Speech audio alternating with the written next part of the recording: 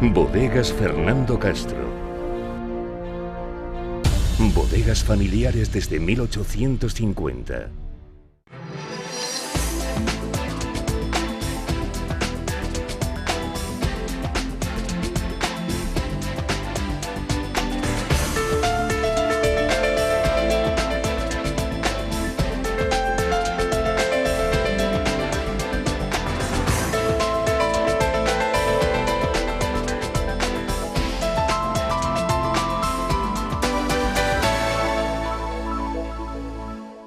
Saludos cordiales, estrenamos esta tertulia en un 23 de abril de 2026, día, por tanto, día del libro, 23 de abril, y no es casualidad, o en parte sí, que hoy la mesa de la tertulia esté conformada íntegramente por docentes, por profesores, que pronto ustedes van a poder ver, pero no vamos solo de asuntos literarios y culturales, el guión que les planteamos hoy, sino también vamos a ver cómo está la trinchera política en nuestra comunidad autónoma, y ahí es donde vamos a empezar a extraer, a plantear el primer asunto. Bueno, es un tema conocido en toda la comunidad autónoma, que el Partido Popular y el Partido Socialista de Castilla-La Mancha, de las Cortes de Castilla-La Mancha, concurrieron juntos al Congreso de los Diputados a presentar para su toma en consideración un texto pactado, consensuado, para reformar el Estatuto de Autonomía de Castilla-La Mancha, que después de 43 años en vigor y con una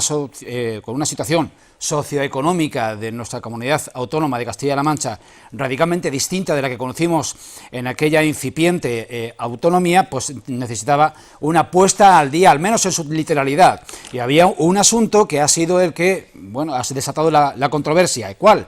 Pues el número de diputados. Recordemos que entre 2011 y 2015 el entonces gobierno del Partido Popular con Dolores de Cospedal acordó reducir drásticamente el número de escaños autonómicos, dejándolo en los 33 actuales de más de 50, creo recordar, 50 y tantos, que tenía en aquel momento en 2011. A partir de ese momento, bueno, se cuestionó que no estaba suficientemente pluralizada la representación territorial de nuestra comunidad autónoma en esa Cámara Autonómica de Toledo, y en ese intento de pacto, de consenso entre los dos grandes partidos actualmente, pues en esa visita al Congreso de los Diputados en noviembre pasado, llevar la horquilla máxima hasta los 55 diputados regionales era un pacto que nadie cuestionaba. Pero después, una vez que se produjo esa toma en consideración, sí que se sucedieron pues mociones y puntualizaciones por parte de los partidos políticos, también del PSOE, a ese texto inicial. De ellas, la más controvertida, que el Partido Popular no está dispuesto a enmendarle a la plana, quien fue secretaria general allá por el año 2011 y presidenta de Castilla-La Mancha, y quieren seguir dejando en 33 los escaños actuales sin modificar la horquilla máxima. Se podrá entrar en una disquisición sobre si las comunidades autónomas necesitan más o menos representación en sus cámaras territoriales, pero lo que ahora niega el Partido Popular es que ellos hayan roto ese pacto, ese contexto inicial, y sostienen que no estuvieran de acuerdo nunca en aumentar el número de escaños. Y es un clamor, sobre todo en los bancos de la izquierda, que es el jefe nacional, que es Feijóo, quien ha obligado al jefe territorial, a Paco Núñez, a enmendarse la plana y a decir que donde dije digo, y que no están de acuerdo con aumentar el número de escaños. Claro, las preguntas son, pues como la periodista que vamos a ver a continuación le plantea a Paco Núñez, pero ¿por qué, si ya hay un pacto alcanzado en Extremadura, donde hay la mitad de habitantes que en Castilla-La Mancha, 1 millón frente a 2.100.000 en nuestra región, tienen el doble de escaños autonómicos, un total de 65 frente a nuestros 33. Vamos a ver, les invito, antes de presentar a la mesa, a que vean esta escena. Una periodista de Castilla-La Mancha Media, de Televisión Castilla-La Mancha, pregunta aquí en Valdepeñas, una visita a la sede del Consejo Regulador nuevo del vino, a Paco Núñez, presidente del PP de Castilla-La Mancha, por la ruptura de ese pacto. Vean cómo le responde el presidente del PP de Castilla-La Mancha, y lo que al respecto tiene que decir a continuación, en otro foro completamente distinto recogido en redes sociales, el presidente Emiliano García Paje. Vamos a verlo. En ese pacto no se contempla la reducción de diputados, serán 65, y comparándolo con Castilla-La Mancha, con lo que ha pasado con el Estatuto, que se ha roto el acuerdo del Estatuto de Autonomía, de la reforma del Estatuto, ¿qué le parece? Porque desde el PSOE dicen que debería dimitir. Pero se ha roto el acuerdo, ¿por qué? ¿Pero quién lo dice que se ha roto el acuerdo? ¿Usted? ¿O el PSOE o quién lo dice? Usted acaba de decir que se ha roto el acuerdo. ¿Quién ha dicho que se ha roto el acuerdo? Se rompió el acuerdo. ¿Pero quién ha dicho que se ha roto el acuerdo? Y también el PSOE dice que... Pero la ruptura del acuerdo que usted me acaba de... Usted me ha preguntado por la ruptura del acuerdo. ¿Quién ha roto el acuerdo? Se llegó a un pacto PP-PSOE. ¿Y quién ha roto el acuerdo? Usted me ha preguntado por la ruptura del acuerdo. Literalmente me ha leído la pregunta. ¿Ha preguntado por la ruptura del acuerdo? Me ha preguntado por eso, ¿verdad? Usted me ha preguntado por la ruptura del acuerdo del pacto. Y yo le pregunto a usted que quién ha roto el pacto. ¿O quién dice que hemos roto el pacto? Porque le ha preguntado usted por la ruptura. Bueno, ¿en qué situación está el pacto de Castilla? No, pero usted me ha preguntado por la ruptura. Y yo quiero saber si es usted la que afirma que se ha roto el pacto o usted pregunta por qué alguien ha dicho que se ha roto el pacto. Yo he apuntado ideas, entonces hay dos ideas. En Extremadura... Pero insisto, permítame que le insista. Usted me ha preguntado por la ruptura del pacto. ¿Es usted la que afirma que se ha roto el pacto? ¿Usted lo dice por boca del PSOE? ¿O quién afirma que se ha roto el pacto? Es que me interesa mucho para poder contestarle. Álvaro Gutiérrez del PSOE Sí. ha puesto en dos tweets... ¿Álvaro o Sergio? Sergio Gutiérrez. Eso es. Considera que el pacto PP-PSOE que se firmó para renovar el Estatuto de Autonomía de Castilla-La Mancha está roto. Entonces me pregunta por el tuit de Sergio Gutiérrez. Pues hemos contestado por tuit también. Claro. Si me pregunta por un tuit, le contestamos por tuit. Si me pregunta por unas declaraciones, pues respondo a declaraciones. Y si me hace una valoración, yo le respondo. Ha traicionado lo firmado y ha traicionado la dignidad de esta tierra. Además, a conciencia, lo más grave es decir, porque encima he tenido que escuchar en público decir, básicamente, dar a entender a todo el mundo que cuando se firmó un compromiso ya se sabía que se iba a incumplir. Eso me parece de una enorme gravedad que tendrá unas severísimas consecuencias. Estoy esperando a que rectifiquen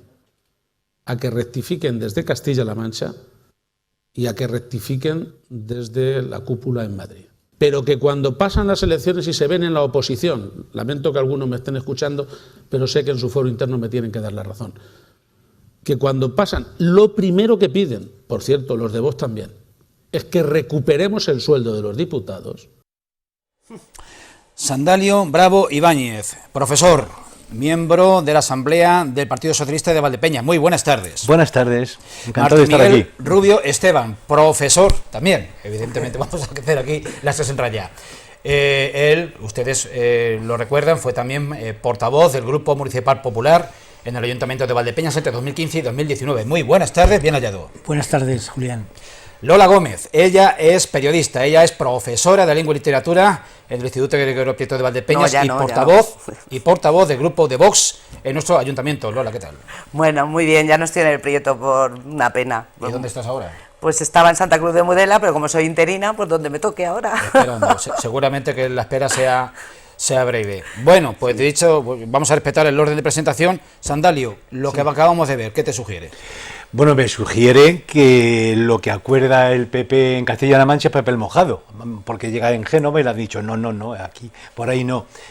Yo he escuchado la intervención que ha hecho el señor Núñez y me parece una sarta de demagogia, porque dice, ha acudido que no se podría subir el número de diputados, ojo, que no va a ser inmediato, que lo que se estaba planteando es para dentro de 2 legislaturas, me parece, o sea, ¿cuán largo me lo fiáis? Pero decía que hay otras necesidades, que no sé qué, ha apelado a la pobreza, a un montón de cosas. Y yo digo, bueno, ¿y qué hacen en las demás comunidades autónomas? Si son conscientes de que hay muchos diputados, que sobran diputados, ¿por qué no las reducen en las demás comunidades autónomas? No podemos estar de acuerdo. Empezando por Extremadura, por Cantabria, por Castilla y León, por todas. Es decir, parece ser que Castilla-La Mancha ya éramos hace 50 años ciudadanos de segunda en España y yo creo que algunos pretenden que sigamos siendo ciudadanos de segunda y no estoy de acuerdo con eso. Bueno, lo que pasa, querido Sandalio, hay una pequeña diferencia. Es verdad que sobran, pero sobran, vamos, a patadas, procuradores, porque, bueno, por cierto, el concepto procurador es el concepto típicamente castellano. Lo que pasa es que Castilla-La Mancha, un poco para distanciarse de Castilla-León, empezó con el término diputado. En principio no tiene nada que ver una cosa con la otra por lo siguiente que voy a explicar. La única autonomía que en la época de mi admirada Cospedal, yo a pesar de haber sido traicionada por compañeros y demás, sigo teniendo un enorme respeto a esta señora que hablaba en varios idiomas con una corrección tremenda, abogada del Estado y una persona inteligentísima. Esta señora fue la única autonomía donde quiso dar ejemplo en un momento de extrema crisis, en recordar del ladrillo, las hipotecas que no se pagaban y tal y cual, aquella crisis enorme que estuvimos los españoles a punto pues de ser intervenidos y demás. En ese momento Cospedal se dio cuenta de que desde su gobierno, por lo menos desde su parcela, desde su poder, tenía que dar ejemplo. Y el ejemplo fue vario. Primero redujo a 33 el número de procuradores o diputados. Luego, posteriormente, quitó el sueldo de los diputados, dejando solo las dietas. No sé si os acordáis de esto, sí. Sandalio, tú que estás en política muchísimo tiempo. Sí, pero yo ya entonces no ejercía. No. Bueno, pues Lola se acordará. Es decir, dejaron las dietas para si al mes podían dormir una noche en Toledo y una comida y un desayuno. Dejaron las dietas y les quitó el sueldo, precisamente para dar ejemplo pues de que de alguna manera todos estábamos en el mismo barco y nos teníamos que apretar el cinturón. Eso solo lo hizo Castilla-La Mancha. Es verdad, y estoy totalmente de acuerdo con Lola y con Sandalio, que probablemente esta acción que hizo Cospedal en su día se podía haber hecho en las otras 16 autonomías que no se hicieron. Luego entonces no se puede argumentar, decir que lo de Castilla-La Mancha es incoherente con lo que pasa en Castilla-León y Andalucía, que por la misma razón tenían que bajar los diputados, porque aquí se tomó una decisión política que no se ha tomado en otras autonomías. Entonces, si ahora el Partido Popular apoya el aumento de procuradores, cosa que por cierto vendría estupendamente bien para el partido mientras más cargos públicos tenga, pues viva la Madre Superiora, pues obviamente estaría bien, pero va en contra de una decisión gubernamental que tuvo el Partido Popular, que yo en su día además en la prensa apoyé. Por lo cual quiero decir, y ya con esto termino, que no tiene nada que ver la argumentación de que en los demás autonomías también podrían sobrar gente, sino que aquí fue la única autonomía donde se tomó una decisión política y por tanto no se tiene por qué quitar esa decisión política. Yo creo que aquí todos estamos de acuerdo en eso, en que hay que reducir el gasto político porque es innecesario. El gasto político conlleva además asesores, gente alrededor de cada uno de los políticos, y sí que es cierto que no solo estamos de acuerdo nosotros en esa reducción de diputados, los 3, sino que además yo creo que el resto de la ciudadanía piensa igual. Es decir, si nos va a costar, imagínate, subir de 33 a 55 diputados en Castilla-La Mancha, pues 3 millones me parece que era lo que costaba al año. Pues oye, 3 millones que tenemos pues para contratar médicos, profesores, pues hacer que lo público funcione en condiciones, ¿no? Al cabo de 4 años de legislatura, ¿qué supone eso? 12 millones, pues mira, más dinero que tenemos para el bien común, para los ciudadanos, ¿no? Pero no es necesario tanto político. Dicen, sí, porque así los servicios, no. O sea, los servicios públicos son los funcionarios los que los trabajan también. Cuando tú vas a hacer un papeleo o lo que sea, es el funcionario el que te atiende. Y funcionarios ya hay suficientes. Entonces, vamos a dejar que se reduzcan todas. Las 17 reinos de taifas que tenemos en este país, que reduzcan todos. No solo nosotros, todo el mundo. Hay una cuestión que yo quiero puntualizar.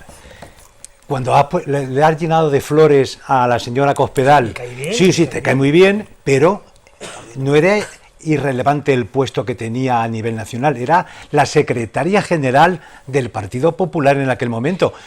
No tengo ninguna noticia de que influyera o insinuara o algo en las demás comunidades para que hicieran lo propio. Es decir, lo que hizo fue reducir el número de diputados en Castilla-La Mancha porque pensaba que eso le beneficiaba electoralmente. No confundamos ahora las churras con las merinas. Y el Partido Popular se resiste a eso porque piensa que le puede perjudicar Electoralmente, ya está, esa es la cuestión. Querido Sandalio, todos los políticos Pero hacen por la yo misma lo que razón, digo ganar el es apoyo que de la ciudadanía. no le pongamos flores a una persona que tenía la capacidad de influir en el resto de las comunidades autónomas para que bajara el número de diputados. Y no hizo nada, Más la tenía aquí, Y claro. no hizo nada. Simplemente bajó aquí el número de diputados porque tenía le poder, interesaba. donde era la presidenta, claro. Y donde era secretaria general a nivel nacional. Pero si es que, Ojo. si es que lo que está claro es que Lo que ninguno pasa es hace por Hay dónde. mucha hipocresía. Ninguno hace por dónde. Es decir, vamos a ver, hay comunidades autónomas que han estado gobernadas por el Partido Socialista y están, en este caso tenemos 33 diputados, ¿vale? Pero hay otras en las que tampoco se redujeron. O sea, que tanto el bipartidismo lo que está haciendo es decir, pues o aumentarlos o no reducirlos. En este caso vamos a dejarlos como están, que 33 no está mal. Y nadie ¿no? dice que se reduzca el número de asesores. No, Porque yo creo efectivamente, que también se debería de hacer. Que este señor que ha hablado no ha dicho nada del número de asesores Lo que que pasa es que tiene yo no- él en sí, su grupo parlamentario. Yo no he y entendido los muy demás. bien si al Hombre, final por favor. han roto o no han roto, porque según Paje sí, y según Núñez no tienen idea. Porque dicen que donde O sea, dije, que digo un Diego. político, pero que un político como él, el portavoz en las Cortes Regionales del Partido Popular, debería de saber si han roto o no. No, Que la ellos pregunta, firmaron. De todas formas, la noticia... Ellos firmaron la horquilla, subir la horquilla, lo firmaron. Exactamente. Claro. Y ahora dicen que de ninguna manera Es que están dispuestos efectivamente a subir el número. Lo demás sí están de acuerdo, pero en Ah, eso pues yo no. que sí. Es que, Bueno, pero pues, donde está la efectivamente. noticia, que es lo que está ahora subrayando Sandalio, yo creo que donde está la noticia precisamente es en eso. En que en un principio el Partido Popular Aceptó de los Castilla-La Mancha 55. Firmó. aceptaba volver atrás 55. y alguien le ha dicho desde Génova que debe mantener la coherencia doctrinaria con el que empezó el partido aquí. Eufemísticamente, dicho. Bueno. Eso es Bueno, una no sé, pero lo que, interpretación. Yo creo que la claro- noticia está ahí. lo que está claro es que se ha liado una por querer incrementar más políticos, más gasto político, cuando realmente lo que se necesita es gasto en inversiones que nos beneficien a todos los ciudadanos, no solamente a los políticos. Y, no, la Y compañera- yo soy político Perdón, y perdón, lo reconozco, o perdona sea, que no. Tercia y rime el ascua, pero ole y chapó por la compañera de televisión de Castilla-La Mancha, Desde luego, el temple desde que luego. demuestra frente a los nervios Sí, y la soberbia, efectivamente, si eso lo me, iba a si me comentar. permite, del presidente de Castilla-La Sí, Mancha, sí. del presidente del Yo PP de Castilla-La conozco- Mancha, El del que presidente creo del que- PP. del PP de Castilla-La Sí, Mancha, eso es. que creo que tuvo un conato que no es lo normal en su Se dialéctica. notaba que estaba disgustado. No, pero que obviamente es igual, tienes pero le que pilló en no el- tiene que contestar así Nada, en absoluto, en en ese absoluto. sentido. Intentar pero acorralar a la... yo me a la acuerdo que periodista. Paco Núñez, y tú lo sabes, Martín, era la mano derecha de Cospedal en aquel Es su- entonces, es su- toda era su la mentora, vida. era su mentora. Era su mentora, efectivamente. Yo lo he Efectivamente. conocido cuando yo estaba en el PP, que él venía aquí a Valdepeñas, era un chico muy joven y conozco toda su trayectoria política. Tiene muchísima experiencia. Yo no sé hasta qué punto podría, a veces hay periodistas que podemos sacar de quicio o no a alguien, ¿no? Pero, hombre, el puesto que tienes es para que le contestes si sí o no. Te ha hecho Sí, una pregunta muy sí, no hay inteligente. por qué. Respeto Es decir, el sea y muy, periodista muy siempre. sencillita. Una pregunta súper sencillita. ¿Se ha roto el pacto o no se ha roto? ¿Y por qué? ¿Y por qué? Ya está. No se notaba en el tono de la periodista una retranca. Que ni va, una- en absoluto. Una pregunta normal, muy, muy tranquila. Bien, pues vamos a cambiar de tercio y vamos a pasar el segundo asunto de la tertulia de hoy. Es en esta semana y en un foro de la Unión Europea, que es el Comité Europeo de las Regiones, donde Castilla-La Mancha está participando muy activamente en materia agrícola, pues el presidente de Castilla-La Mancha ha presentado el dictamen que la Comisión le encargó para que elevase al foro europeo, al foro de los 27 miembros, sus propuestas ya aplicadas, ya empezadas a aplicar en Castilla-La Mancha, para invertir la tendencia de el relevo generacional en el campo. El relevo generacional en el campo, que está explicado con dos datos a nivel europeo, a nivel de la Comunidad Europea, son dos datos que son para... en fin, causan cierto pavor, y es que solo el 12% de los agricultores, son datos que ya hemos dado aquí en esta mesa, el 12% de los agricultores de toda la Comunidad Europea tienen menos de 40 años, solo el 12%, y la media de edad tiene 57 años, los que un servidor que le está hablando. Y eso es el promedio, o sea, hay gente que está próxima a unos pocos años de la jubilación. pero no es menos cierto que 1 de cada 2 nuevos agricultores en los últimos años en nuestro país se han creado en nuestra comunidad, en Castilla-La Mancha. Hay propuestas que ahora vamos a ver, elevadas desde la Comunidad Autónoma de Castilla-La Mancha al conjunto de la Unión Europea, como dedicar un 10% del presupuesto de la PAC a impulsar la incorporación de nuevos agricultores y agricultoras, priorizando a las mujeres a las explotaciones agrícolas y ganaderas de la región. Vamos a ver ahora a los mismos 2 líderes, pero invertidos en su intervención. Vamos a ver primero, recién hecha esa exposición del dictamen en el foro del Comité Europeo de las Regiones, Emiliano García Paje, y a continuación lo que en la misma grabación dijo Paco Núñez, del PP de Castilla-La Mancha, en la sede del Consejo Regulador del Vino de Valdepeñas. Sí, es un tema, primero hemos conseguido, que es lo más importante, llamar la atención sobre el problema. Decir que hoy por hoy solo el 12% de los agricultores, de la gente que se dedica al campo en Europa, solo el 12% tienen menos de 40 años, y que la edad media son 57, significa con mucha claridad que el problema no admite muchos más retrasos, que hay que abordarlo porque se necesita tiempo para poder invertir la tendencia. Hemos recopilado propuestas muy potentes, desde una reserva del 10% de la PAC destinada a la incorporación de jóvenes, nos jugamos el todo por el todo en que siga existiendo, ¿no? Sino también cohesión en el medio rural. Al final un chico joven, una chica que se quiera dedicar al campo no está desconectado de tener centros de salud, de tener instalaciones educativas, de tener buenos servicios en su entorno. Yo creo que esta resolución, que además va a contar con un gran consenso, eso es marca de la Casa en Castilla-La Mancha, tiene una ventaja añadida, y es que va en la dirección, digamos, es un empujón más en la dirección de imponer un criterio muy consensuado en Europa y que es contrario a la propuesta inicial sobre política agraria comunitaria de la Comisión.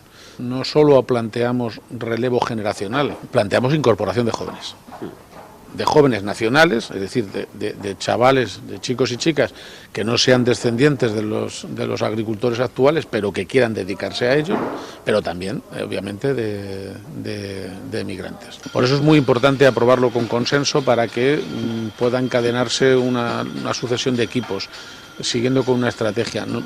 Para aquellos desconfiados que piensen que es un objetivo tan maravilloso el que nos planteamos, que es imposible, o que esto es el signo de los tiempos, que es imposible, que los tiempos cambian, nosotros tenemos que decir que en Castilla-La Mancha que estamos protagonizando ni más ni menos que la mitad de todos los jóvenes que se incorporan con ayudas y con estímulos al campo se está produciendo en Castilla-La Mancha.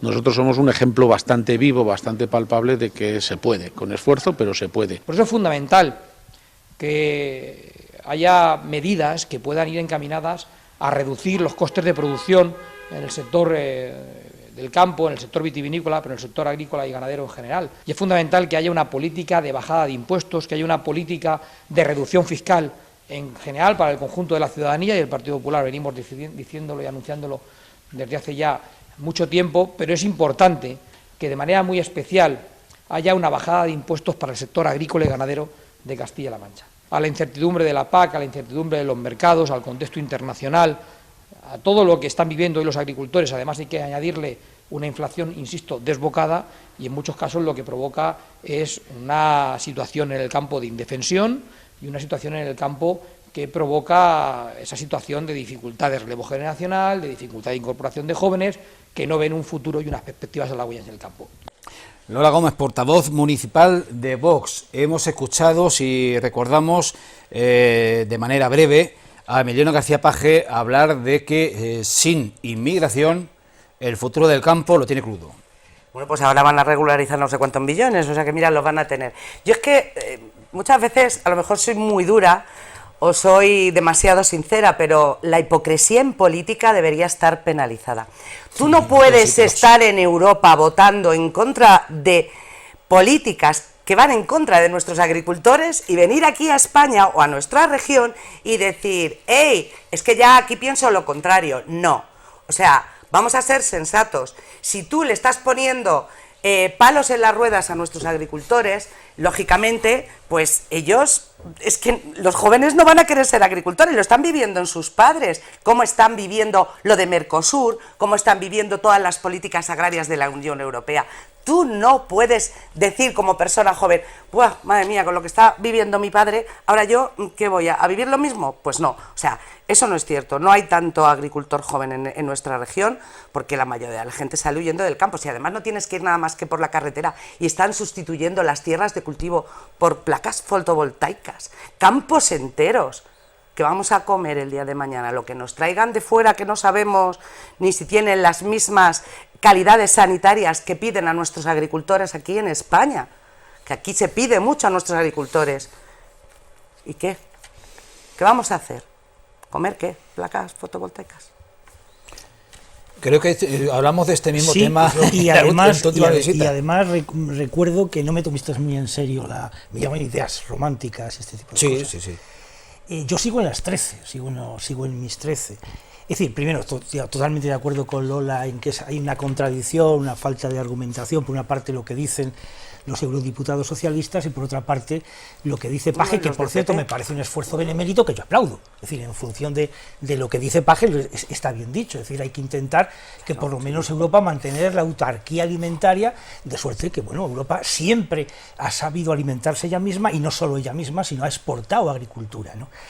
Lo que pasa es que yo ya dije el otro día, y podré ser tachado de romántico, lo que queráis, que el globalismo corporativista se está cargando al pichulero, al pequeño agricultor, sobre todo al pequeño propietario de terrenos, que con esa propiedad era capaz de llevar a sus hijos a la universidad, pero que ahora resulta que nos encontramos que en Membrilla, por ejemplo, un kilo de melón vale 10 céntimos, ¿no? Es decir, el globalismo corporativo se está destruyendo el campo, sobre todo los pequeños propietarios agrícolas. Y además les interesa porque del campo nace el patriotismo. O sea, lo mismo que nace el trigo, la amapola y la alcachofa en el campo y el centeno, la soberanía alimentaria. Del campo nace, pero nace también las virtudes ¿no? nacionales Sí. y el patriotismo. El arquetipo del campesino ha sido siempre en todos los países el arquetipo del patriota. No hay patriotismo sin campesinos. Y parecerá una idea un poco absurda la que estoy yo diciendo, si pero las virtudes nacionales nacen como el trigo y el centeno, nacen en el campo. Se quiere llegar a una sociedad donde obviamente pues mande el hipercapitalismo corporativista, Soros y compañía y demás, y necesitan destruir ese aliento nacional que emerge y crece como el trigo en el campo. Entonces yo fue lo que dije el otro día, se me tachó esto como romanticismo, una cosa que tal, y por supuesto una cosa no quita la otra, que el amigo Paje consiga para nuestros agricultores créditos que abaraten o se pueda comprar maquinaria agrícola, que aunque sean 2 los que van saliendo al mes, los agricultores jóvenes empiecen un poco a sustituir a sus padres, me parece fantástico. Pero tengo que decir que estamos trabajando contra un sistema globalista que no quiere eso, que quiere convertir el campo en una proletarización total de grandes, donde por ejemplo los grandes proveedores a los supermercados y demás sean los únicos que tengan la palabra en Europa y no nuestros campesinos. Andalio. Bueno, después de estos largos discursos, yo creía que íbamos a hablar del relevo generacional, pero aquí parece ser que ni Núñez, ni Lola, ni Martín Miguel están por hablar del relevo generacional, están hablando de otras cosas. Bueno, claro, que la situación de envejecimiento de la población agrícola es un hecho, fundamentalmente en Europa y algo menos afortunadamente en Castilla-La Mancha, eso no hay que discutirlo. Incentivar la presencia de jóvenes en la agricultura es importante para luchar contra lo que se llama la España vacía o la España vaciada. Es decir, la gente se marcha porque no encuentra o piensa que no hay horizontes en los pueblos, se marchan a las ciudades, colapsan las ciudades, colapsan el tráfico, que crean un problema, bueno, no que crean ellos, porque ellos van a buscarse la vida, pero hay un problema añadido de la carestía de vivienda y la escasez de vivienda, porque estamos concentrando de una manera, yo creo que es deshumanizada, toda la población en una serie de núcleos y dejando desprotegido el campo. Por otra parte, no nos extraña luego que haya unos incendios monstruosos cuando el campo se está abandonando. Es decir, yo creo que hay que incentivar la presencia de jóvenes, pero también hay que... Yo voy a lanzar una idea, y es ¿por qué no se subvencionan a los ganaderos para que tengan más trabajadores, más pastores, que lleven las ovejas y las cabras al monte y nos evitamos tantos incendios? Porque los mejores bomberos de los bosques suelen ser los animales. Y los que mejor cuidan el campo son los agricultores. ¿Cuántos incendios hay ahora por la escasez de animales? Que son los que limpian el campo. Bueno, yo creo que una de las medidas que he escuchado, o una de las propuestas, perdón, es reducir en la PAC el 10% para destinarlo a incentivar la presencia de jóvenes en la agricultura. Me parece un acierto, porque sería de atraer, quizá a algunos no les parezca bien, de traer subvenciones a grandes latifundistas y destinarlo a mejorar la presencia de jóvenes en la agricultura. Ojalá que todas esas peticiones se lleven a cabo, pero si nadie está diciendo lo contrario. Ojalá, lo que pasa que tal y como está la situación actualmente, pues la defenestración de los agricultores en este país, pues lógicamente, mira, el tema que has dicho de los incendios, porque hay leyes que prohíben limpiar los cauces de los ríos, porque hay leyes que prohíben limpiar el campo. El propietario no. Por el tema del ecosistema, el tema... El propietario no. Es que eso el propietario no. El propietario puede limpiar sus bosques, puede limpiar sus explotaciones forestales. El propietario. Lo que no se permite es que un señor como yo vaya al campo a coger piñas o a coger espárragos. Pero perdona, medio ambiente, limpiarlo, esas piñas, que hay trabajadores. Y esas maderas que están rotas, que se han caído de los árboles, que sirven para hacer leña en tu casa y demás, sí. Está prohibido cogerlo. Pero tú entiendes por qué está prohibido. Es decir, una leña seca... Por el tema del ecosistema, que es mentira, el tema del cambio climático, la Agenda 2030. Perdón, el propietario que coge sus cepas, los cortes de los olivos, la leña seca, lo coge y se lo lleva, ese jamás será sancionado. Es su leña. Explícame, Sandalio, por qué razón yo entro en un bosque público, cojo los 4 o 5 trozos de leña que además son un peligro, que están en el suelo, cojo las piñas que se han caído de los árboles y es infumable, me pilla la Guardia Civil, porque a lo mejor y me monta un giro. Porque a lo mejor una persona... ¿Qué mal hago yo? Nada, no. Pues a lo mejor hay personas que dicen que van a por leña y lo que hacen es llevarse nidos y sepa Dios. No, uvas y lo que sea, porque hay mucho vandalismo también. Sí, bueno, sí, por supuesto. Estamos hablando del tema ese, de los jóvenes agricultores. Ojalá que hubiera un montón de jóvenes agricultores que quisieran dedicarse a la agricultura. Lo dejamos ahí, si os parece, compañeros, si les parece a ustedes. Vamos a dejar un breve respiro publicitario y de vueltas de publicidad. Vamos a hablar del plan de la vivienda que ha anunciado esta semana la ministra paisana de la provincia de Ciudad Real, en concreto de la localidad de Abenójar, Isabel Rodríguez, que ha presentado ese plan de la vivienda que tiene, entre otros cometidos, el invertir también esa tendencia de la emancipación tardía de los jóvenes, que con 40 años siguen viviendo porque no hay manera de salir del domicilio paterno, porque no hay modo de que su renta, de sus ingresos mensuales permitan el acceso a un alquiler mínimo asequible. Y más cuestiones, es la falta de oferta, entre otras. Vamos a vuelta de publicidad y también dedicaremos, ya avanzo, los últimos minutos, la recta final del programa, a festejar el día que es hoy, que es el Día del Libro. Vamos con ello y volvemos enseguida.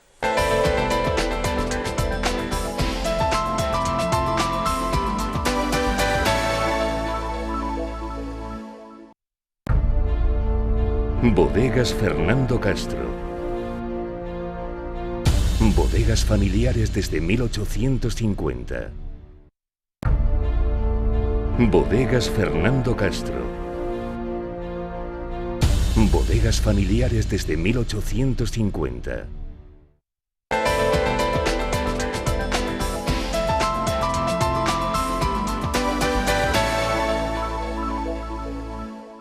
Nuevo plan estatal de la vivienda. De ello ya hablábamos someramente la pasada semana en este programa, pues esbozando algunas iniciativas, algunas gestiones que desde lo local, desde el Ayuntamiento de Valdepeñas, ya se han puesto en marcha para incrementar la oferta, para incrementar el mercado local. Pero ahora nos vamos pues al ámbito, al escenario nacional, porque, como decíamos antes del descanso, la ministra paisana nuestra ciudad realeña, Isabel Rodríguez, ha presentado, tras el Consejo de Ministros del pasado martes, pues ese plan del Gobierno, un plan del Gobierno para abordar un problema de Estado, la vivienda. Ese plan, muy en síntesis, prevé distintas medidas de intervención en el mercado para que éste no acabe tragándose la economía de las familias y para invertir la tendencia de una emancipación familiar de nuestros jóvenes cada vez más tardía. Vemos el resumen de las declaraciones de la ministra Isabel Rodríguez. Un acuerdo de país y con esas máximas, con esas bases que pusimos en la conferencia de presidentes es sobre la que hemos trabajado este texto, este plan, para dar una respuesta estructural al problema. No valen parches y no hay varita mágica. Y este plan concentra esa respuesta estructural desde la conformación de la vivienda como estructura básica hasta la regulación para evitar que el mercado se coma las rentas de la familia. Los objetivos tienen que ver con los desafíos de país. Sin duda, el más importante es la dotación de ese parque público, pero también el ahondar sobre el parque de vivienda existente y, por tanto, mejorar la vivienda que hoy existe, hacerla más eficiente desde el punto de vista energético, y también hemos atendido las demandas de mayor accesibilidad que las personas con discapacidad siempre nos han planteado. Romper con esa edad de emancipación tardía de la juventud española es otro de los grandes objetivos de país. Reducir la tasa de esfuerzo de las familias, tanto en el alquiler como en la cuota hipotecaria. Y el quinto objetivo sería el revertir la situación en las zonas con más estrés, en las zonas tensionadas, y esto sin dejar de prestar atención a la especial circunstancia de las zonas rurales, donde también hemos de abordar la respuesta al problema de la vivienda. En el ámbito de la protección, subrayar las ayudas que van dirigidas a los jóvenes. En el caso del alquiler, hasta 300 euros de ayudas para jóvenes a su alquiler, y también las ayudas de la compra, especialmente pensando en el medio rural, como una alternativa, como una respuesta más a la solución de este problema, donde el joven que quiera asentarse en una zona rural que hemos elevado hasta 20.000 habitantes podrá recibir una ayuda de hasta 15.000 euros para construir o para adquirir su primera vivienda. Martín Miguel, ni parches ni varitas, aquí no hay milagros. Hay que hacer política con lo que hay y, resumidamente, más inversión en parque público de viviendas, blindaje de las viviendas públicas frente a la especulación, el ganar dinero a costa de las viviendas de protección oficial, es de lo que estamos hablando.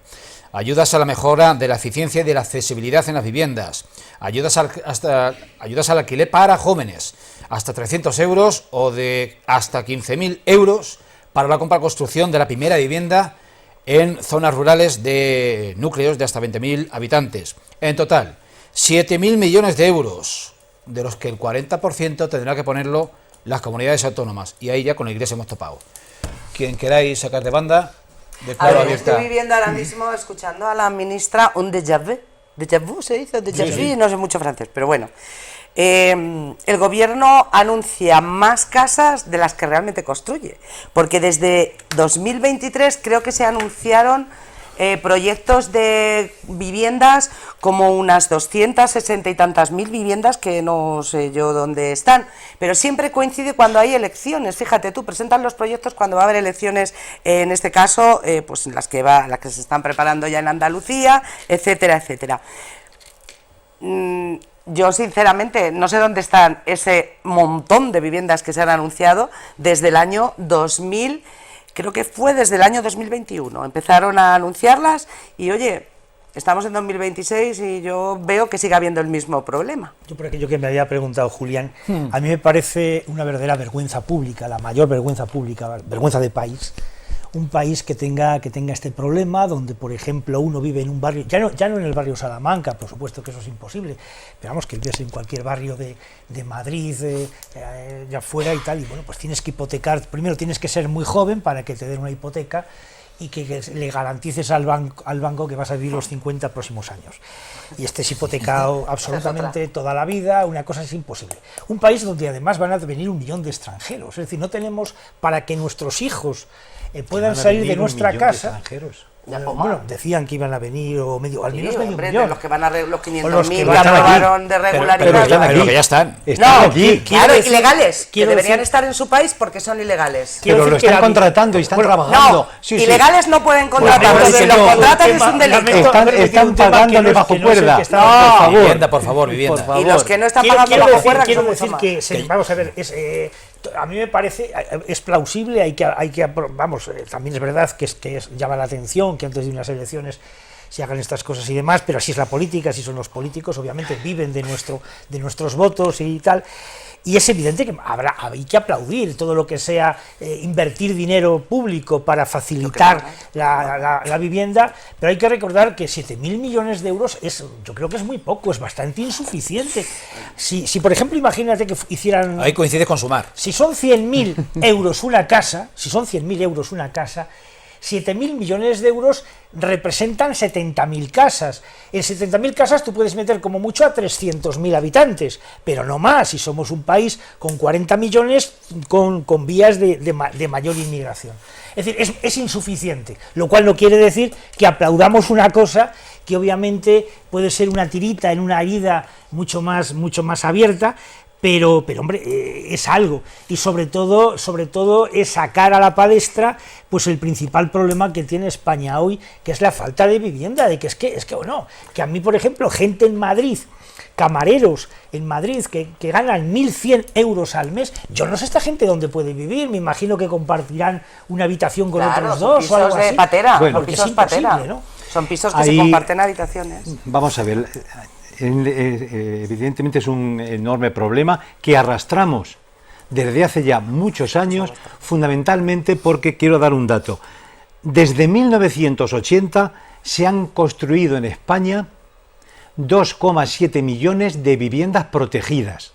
La inmensa mayoría de ellas se han privatizado, han dejado de estar protegidas. A mí me parece que la medida estrella que ojalá se lleve a cabo de que las viviendas protegidas, las viviendas que se construyen en parte con dinero público, porque está claro, hay una cosa, nadie pretende que los 7.000 millones sea para construir viviendas, por favor. 7.000 millones es ayudas al alquiler, es ayudas a la rehabilitación de viviendas que ya tenemos, casas que hay que rehabilitar, o mejora de la eficiencia energética, es decir, no son para construir viviendas. Quien tiene que construir las viviendas fundamentalmente son los promotores, para eso se les incentiva, se les ayuda. Pero una vez que es una vivienda protegida, no se puede vender al día siguiente, no se puede vender en bloque como se ha pasado en Madrid, por ejemplo, que vendieron cientos y cientos y cientos de viviendas protegidas a ciertos fondos de inversión. Fácil, pero son de las que no son bueno, pero no es tan fácil, yo te lo digo porque no sé, no es tan fácil. Si en España las viviendas protegidas no se hubiesen podido vender, porque es más fácil decir, las vendo y me quito el problema de tener que gestionar el alquiler de esta gente. Bien, en España estaríamos ahora mismo a nivel de la media europea. Estamos en la cola de las viviendas de alquiler en Europa. Estamos a la cola. Es la cultura española. La cultura todo español tiende a ser propietario. Pero sí sé. Pero tiene su derecho porque lo está pagando. Pero vamos a ver. Lo que no se puede hacer es decir, yo tengo derecho a tener mi vivienda, bien, pero tendré que pagarla. Claro, tendré que tener. Pero si estamos diciendo que la mayoría de los jóvenes no pueden tener acceso, pues dice, a una hipoteca, no señor. Vamos a empezar porque puedan vivir de alquiler. Entre otras cosas, porque aquí una cultura que estaba muy bien en los años 50 cuando Arrese dijo que era mejor tener país de propietarios que de proletarios, el ministro de Franco en los años 50, Arrese, José Luis Arrese, pero ha cambiado ya esto, en 70 años ha cambiado esto. Hoy es muy difícil que una persona que empieza a trabajar tenga un largo horizonte temporal donde no se va a mover de su pueblo o de su ciudad. Es decir, hay una gran movilidad. Entonces, ¿por qué ese incentivo de comprar vivienda es una persona que no se sabe si dentro de 10 o 5 o 4 años va a tener... No es su problema, pero habrá que incentivar. Pero los poderes públicos... Luego se puede ir donde quiera, claro, pero vender su vivienda y ya está. Sí, pero los poderes públicos tendrán que incentivar la vivienda de alquiler. Es lo que fundamentalmente tiene. Sí, que te hemos entendido, pero de todas formas no se va a la raíz del problema. Estoy de acuerdo contigo en que un señor que a lo largo de la vida va a trabajar en 5 o 6 sitios, obviamente hay un problema. No puede comprar 5 o 6 casas. Y es verdad que la cultura española es una cultura de pequeños propietarios de casa y no de inquilinos, aunque estoy de acuerdo en que cada uno con su dinero, y además si en la vida de una persona quiero comprar 20 coches con mi dinero o 3 viviendas, tener una casa, pero ¿quién está diciendo si en la vida de una persona tener una casa es una cosa. ¿Quién está diciendo lo contrario? El problema, Lola, el problema es que no vamos al fondo de la cuestión. El fondo de la cuestión es que precisamente en la época de Tierno Galván, se hizo un informe, por ejemplo, en Madrid, de cuál era el origen del encarecimiento del suelo y de la vivienda. Y yo me quedé absolutamente asustado, porque esto todavía hoy no ha cambiado, sigue vigente.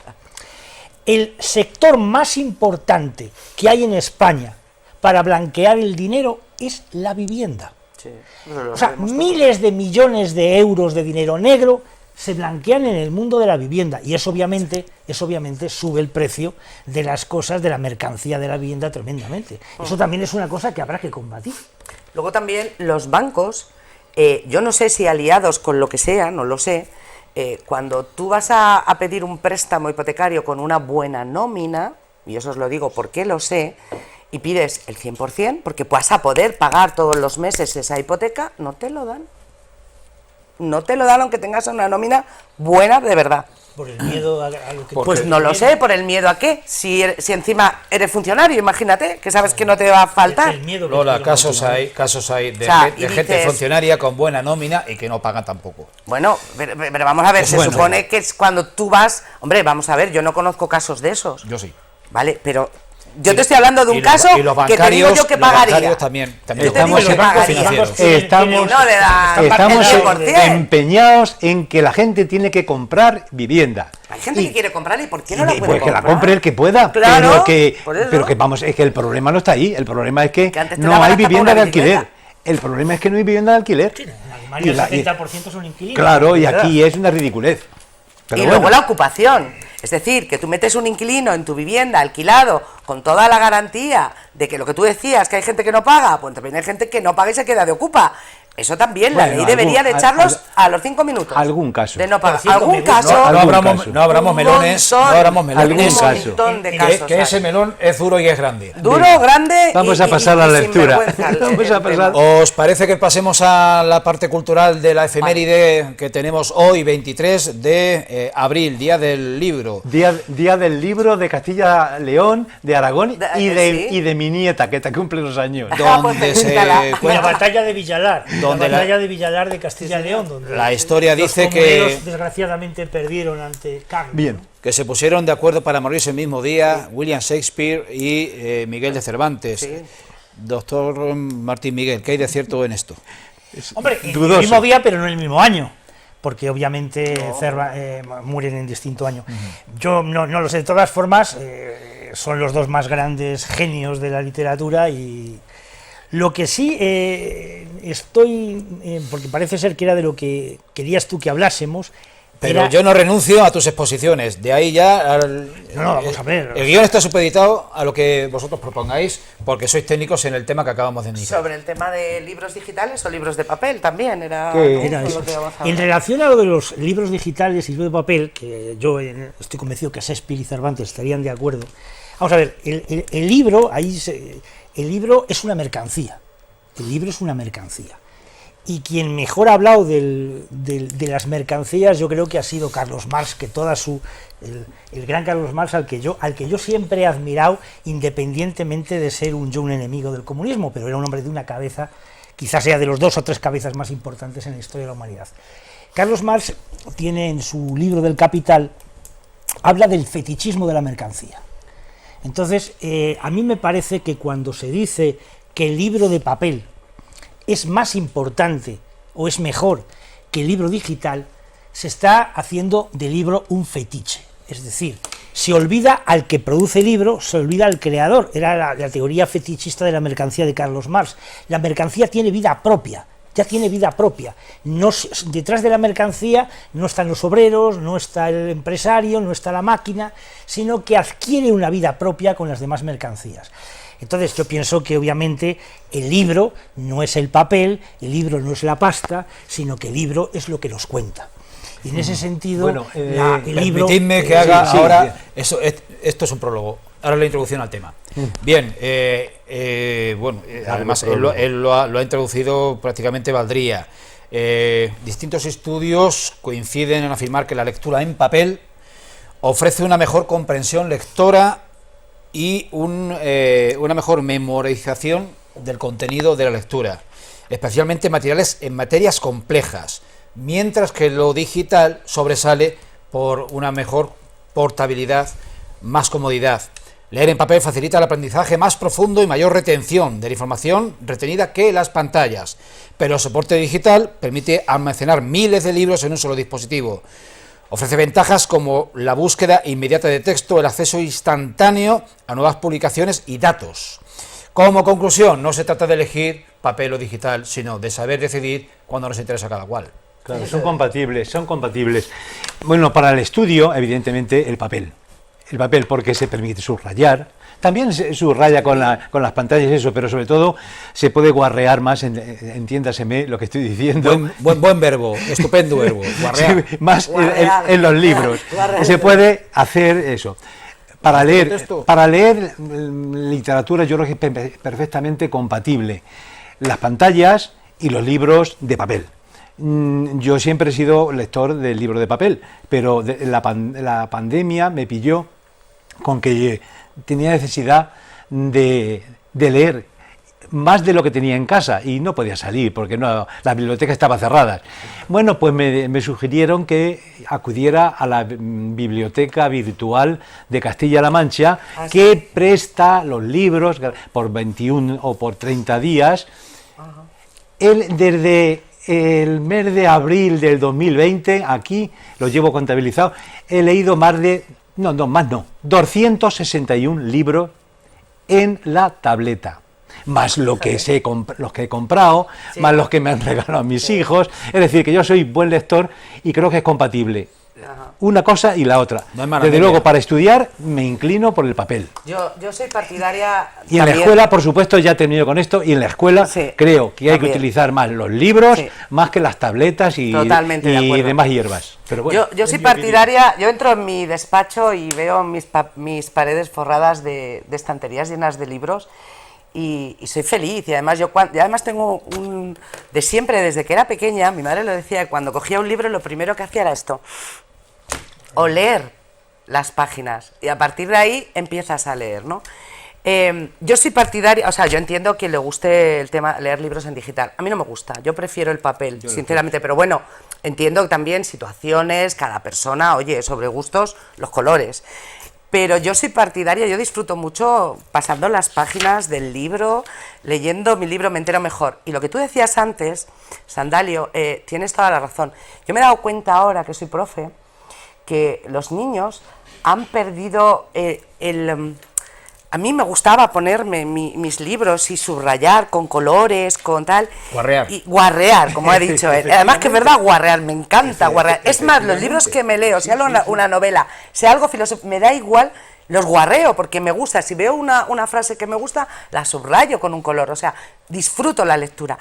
Pero sí que me he dado cuenta que los chavales, con haber utilizado durante un tiempo las tablets en los institutos, han perdido mucho de la letra, de escritura. Y es una pena, porque ahora las han quitado ya, perdona, ya yo por lo menos en los institutos donde he estado no tienen la tablet, ¿vale? Utilizan el ordenador para trabajar, lo que sea, pero en otro sentido.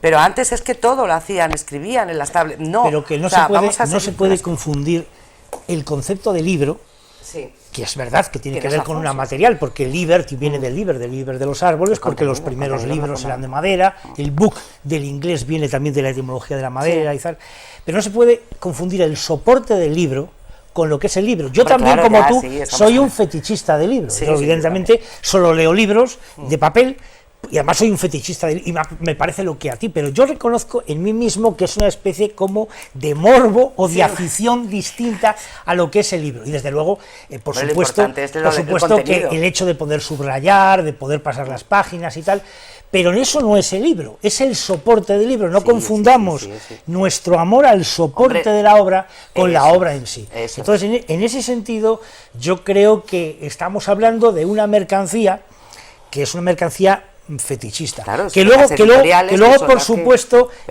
tiene la utilidad de que, bueno, pues hay como una mayor relación personal entre el libro y tú, ¿no? El libro se transforma, hay gente que mete flores, yo qué sé, historias, ¿no? Bueno, hay una relación sentimental, pero no cabe duda que hay que leer más. Pero el contenido y hay que releer también. Pero cuesta, cada vez cuesta más a la gente. Yo los veo en los niños del instituto que les cuesta, o sea, incluso leer, les dices, vamos a hacer estos ejercicios, una vez que has explicado el tema, leer la introducción, la entradilla, la pregunta, les cuesta, y escribirla más. La invasión no copiamos, o sea, no se leen. La invasión de las pantallas. Eso de más los vídeos de 30 segundos que eso. Eso de que ya críos de menos de un año los veas con el móvil. A mí se me cae la mano a los pies. Eso, pero hay que leer, por supuesto, yo animo a que se lea. De soporte. Lo que tú aprendas con la lectura es tuyo, te lo quedas tú, eso no te lo va a quitar nunca nadie, es tu cultura, tu educación. Una cosa curiosa, por ejemplo, ¿cómo lo disfrutas? Cuando en griego, los griegos llamaban al libro biblos. Biblos viene de biblion, que significa el papiro. Es decir, cuando del papiro se pasó al pergamino y se hicieron los libros, a nadie se le ocurría pues decir que iba a ser una cosa terrible porque dejaban de leerse en papiro, ¿no? Quiere decir que el soporte debería ser secundario, yo creo. La cosa es que hay que leer. ¿Qué actividad programaríais, propondríais para introducir y que actualmente no se haga en los clubes de lectura, los ayuntamientos, las bibliotecas, como actividad pionera, idónea para incluir en una programación innovadora por el Día del Libro, por la Semana de las Letras? Hombre, yo creo que ahora en todos los ayuntamientos se están haciendo lecturas del Quijote, por ejemplo, que yo tenga conocimiento. Pero eso es más antiguo que la cuestión. Ya, bueno, sí, no, pero quiero decir que se están haciendo, cosas. Hombre, habría que empezar por los grandes. No, hay que empezar. Es que a mí una cosa que me fastidia de los institutos ahora, yo que estoy jubilado, pero me entero por amigos que todavía continúan, es que estoy totalmente de acuerdo con Lola. Hay que empezar a leer a los clásicos, los grandes clásicos, de Homero para acá. Hoy, actualmente, verdaderas piltrafas literarias. Bueno, yo creo que hay que empezar. Entran en los institutos, señores que van vendiendo su libro en los institutos. Yo empecé leyendo tebeos.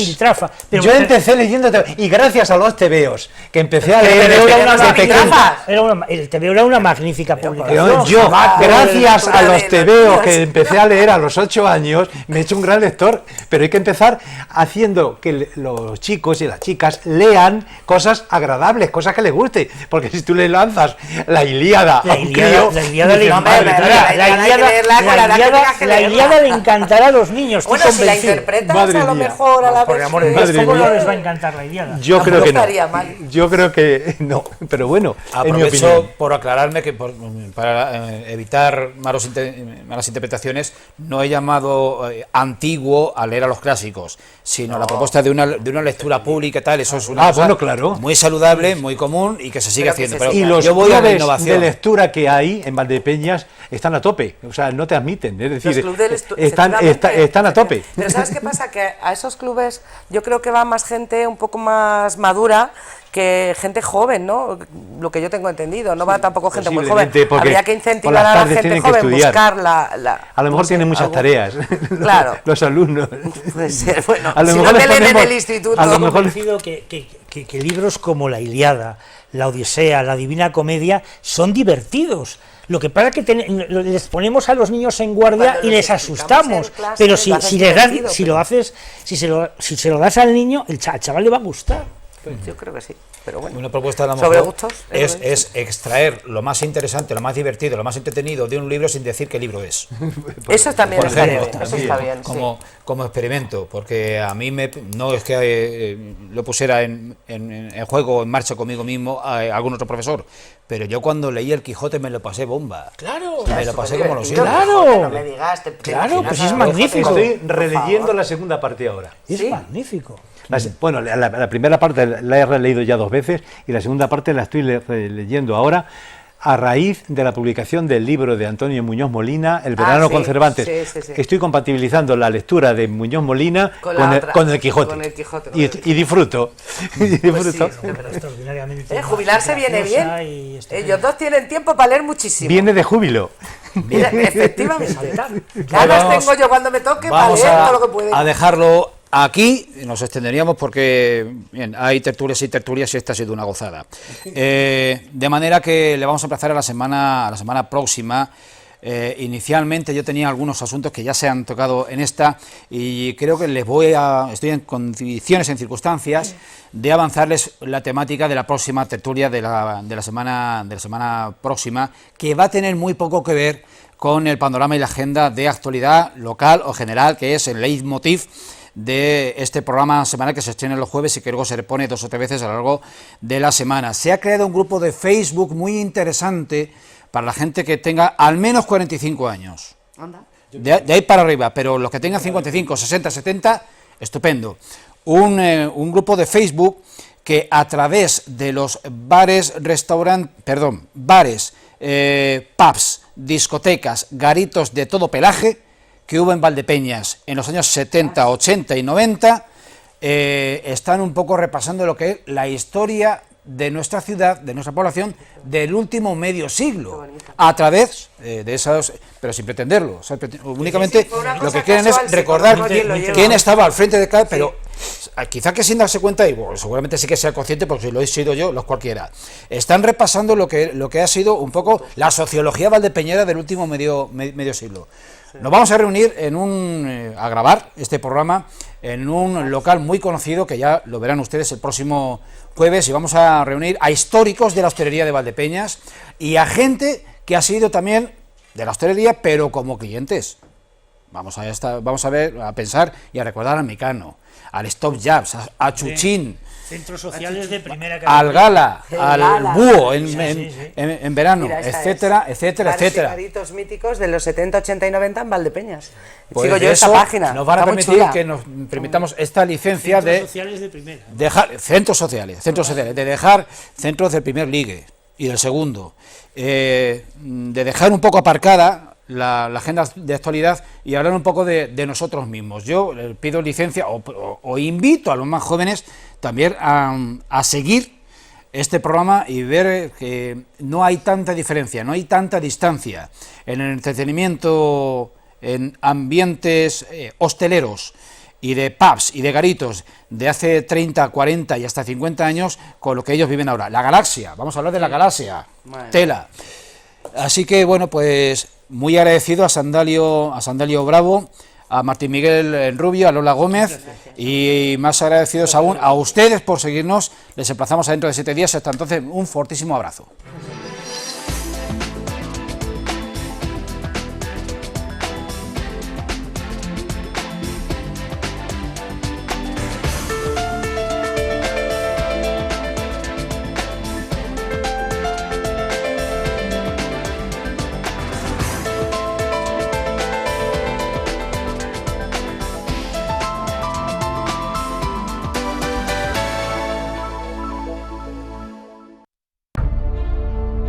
Bodegas Fernando Castro.